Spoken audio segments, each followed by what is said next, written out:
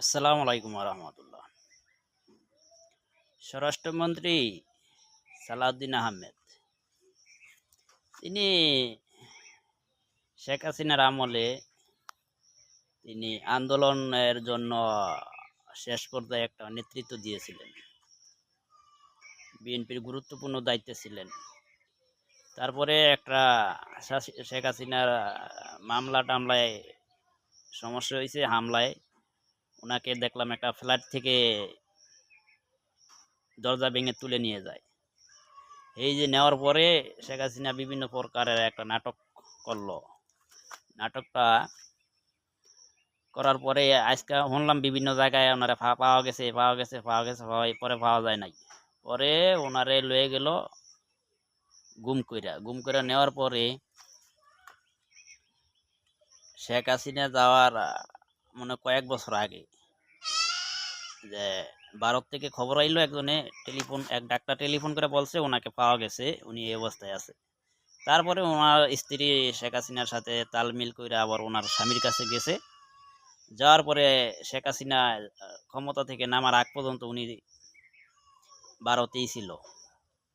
যে মানুষ অনেক কথাই কয় ওনার বিলাসবহুল জীবনযাপন ওই জায়গায় করছে, সেদিকে আমি যাচ্ছি না। তারপর ওনার এই বাংলাদেশের ছাত্র জনতা তাদের জীবন উৎসর্গ করে দিয়ে এই দেশ থেকে শেখ হাসিনাকে বিতাড়িত করে তারপর ইনুস সাহেবকে আনলো। ইনুস সাহেবকে আনার পরে উনি দেশে আসার জন্য একটা সুযোগ পাইল, উনি দেশে আইলো। দেশে আসার পরে ওনার সম্পর্ক হইলো এস আলমের সাথে। এস আলমের সাথে সম্পর্ক করার পরে এস আলমের গাড়ির সংবর্ধনা পাওয়ার পরে উনি বিএনপির মূল নেতৃত্ব দেওয়া শুরু করলো। আইলো নির্বাচন হয়ে গেল, উনি স্বরাষ্ট্রমন্ত্রী। হ্যাঁ, আচ্ছা, স্বরাষ্ট্রমন্ত্রী হওয়ার পরে উনি এখন সংসদে দাঁড়ায়া বলতেছে যে ঋণ খেলাপিকে সংসদ সদস্য যারা হয়েছে তাদেরকে ঋণ খেলাপি বলা যাবে না, কারণ নির্বাচনীয় বিধি বা আইন অনুযায়ী ওনারা ঋণ খেলাপি নয়।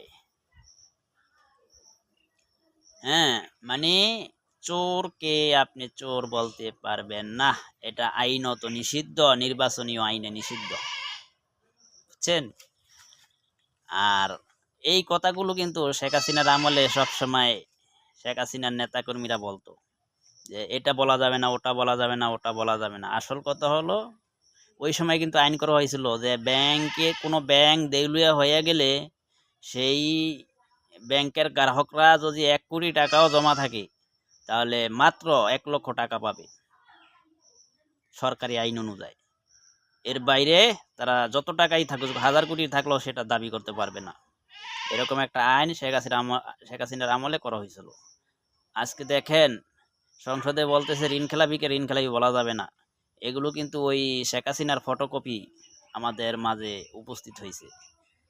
আশা করি বাংলাদেশে যদি ওনারা শক্তভাবে রাষ্ট্র গঠন করতে পারে, আশা করা যায় পুরাপুরি আমরা শেখ হাসিনার শাসন আমলটা চোখে দেখতে পাবো। ধন্যবাদ সবাইকে। তবে আমরা চাই বিএনপি ভালো পথে পরিচালিত হোক, সঠিক পথে পরিচালিত হোক, দেশের জনগণের দেশের চিন্তা করুক, নিজেরা দুর্নীতি না করুক।